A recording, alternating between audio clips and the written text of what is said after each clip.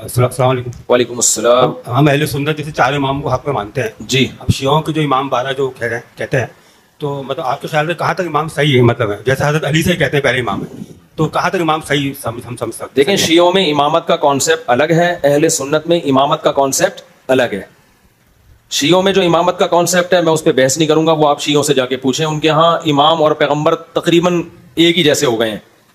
जबकि अहले सुन्नत में इमाम का कॉन्सेप्ट ये है कि कुरान और हदीस पे जो रिसर्च की है तो वो माहिर थे रिसर्च करने वाले, गलती उनसे भी हो सकती है लेकिन उनसे गलती का इम्कान कम है, तो उनकी तहकीक है, तहकीक कुरान और हदीस और सहाबा को सामने रख के की है।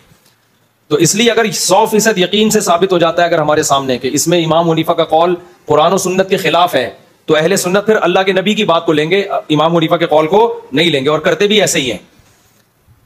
लेकिन शियों के यहाँ जो इमामत का कॉन्सेप्ट है वो पत्थर पे लकीर है, बिल्कुल समझ रहे।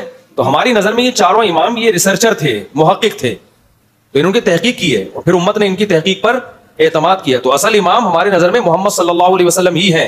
इनकी बात, नबी की बात पे हुज्जत नहीं हो सकती, नबी की बात से आगे नहीं निकाल सकते हम, बल्कि नबी की बात की तशरीह के तौर पर इनको लिया जाता है कि नबी की बात का एक मतलब वो है जो मेरी समझ में आ रहा है, एक मतलब वो जो इमाम हनीफा के समझ में आ रहा है। तो हम क्या करते हैं भाई, जो मुज्तहिद की समझ में आ रहा है उसको फॉलो करो, लेकिन ये नहीं है कि हम उनको नबी के बराबर करार दे दें, असल तो नबी ही को फॉलो करना है। समझ रहे हो कि नहीं समझ रहे? जबकि शिया हजरात क्या इमामत का कॉन्सेप्ट ये वाला नहीं है।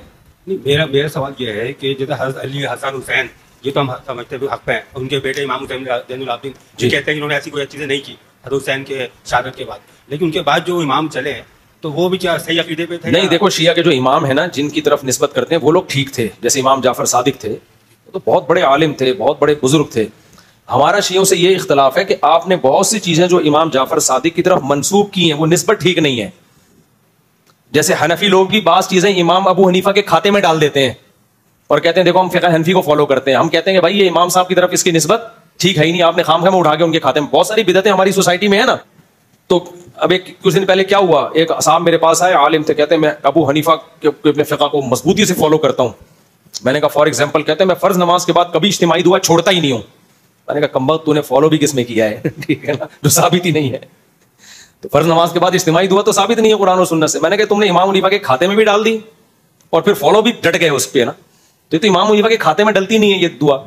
तो इस तरह शिया हजरात ने भी बहुत सारी चीजें उन अइम्मा के खाते में डाली हुई हैं, हालांकि वो अइम्मा उन चीजों से बरी हैं। कोई सही सनद से साबित नहीं है कि उन्होंने कभी किसी इमाम जाफर सादिक से आप ये साबित नहीं कर सकते कि वो मातम की तरगीब देते हो, लोहे की तरगीब देते हो।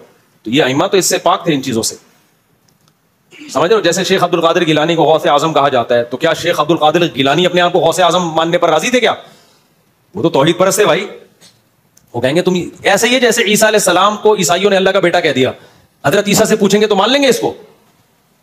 तो वो कहेंगे तुमने मेरे खाते में ऐसी चीज डाल दी जिसमें मैं खुद राजी नहीं हूं। मैं तो खुद तौहीद के अलमबरदार थे।